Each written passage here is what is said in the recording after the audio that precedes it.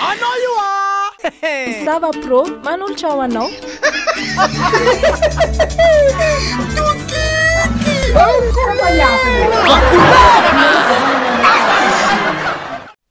Fiarabagna mafana, fiarabagna mangotrokotroko, fiarabagna mandevy atolotra nareo pizza Tokiky TV niany ty. Misy vahiny atsika, vahina manan-kaja izy ty io, miarahaba anao zay sefo pokotany. Tsy haiko fokotaninakaiza anao fa sefo pokotany anao io, atolorin'ny tegnanao tompoko.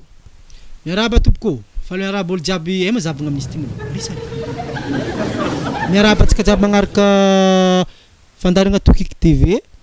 De za moa zegny sefo pokotany, le olo manan-kaja volagny tegny. Avy amin'ny quartier na hoe Fokotany 69 hectares. 69 hectares, eza misy amin'ny Tananarivo misy zegny tompoko. Mazava ho azy, avy 67 hectares mandehandeha anao de miditra amin'ny 68 hectares de mahavy amin'ny 69 hectares ary de aritany misy zay. Ya mazava be donc zegny. Matoa anao tonga eto tompoko, misy zavatra andeha volagniny, ino vaovao, ino maresaka, ino mahatonga anao tonga amin'ny Tokiky TV niany ty. Ya, zay amin'ny 69 hectares malokany tegna mampirisika za. Mampirisika be zaho ny olo mba hagnaparitaka loto. Aparitahany ampangopango jiaby. Pitipity bary zegny, mandeha tsy mahabiky ny ampango. Afaka manao maloto mipipi, kanaly tsy magnino. De anao koa zegny, afaka koa anao magnano fahainao. Azoko tsara zegny afaka mandoto zegny ny olona amin'ny 69 hectares.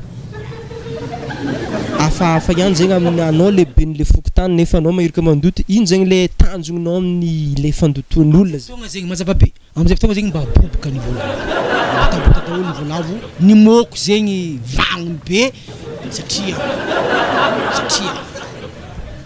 ino avantagenao amina valavo bota sy moko maventy, raha ratsany raha volagninao zegny, ino mahatsara zegny ki aminao ka tsoma. I zegny tovola resaka business le raha. De mazava ho azy, za magnano business ny fivarotam-panafody.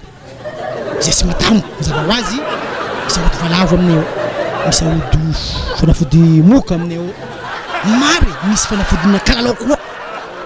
Amizay tonga maro ny olo ividy tovola. Mahazo tombona appareil loto 69 hectares.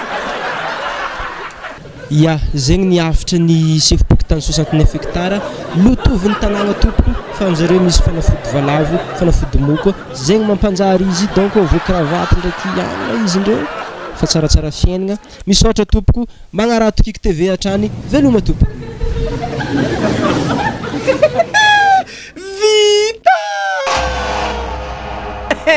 En couleur là.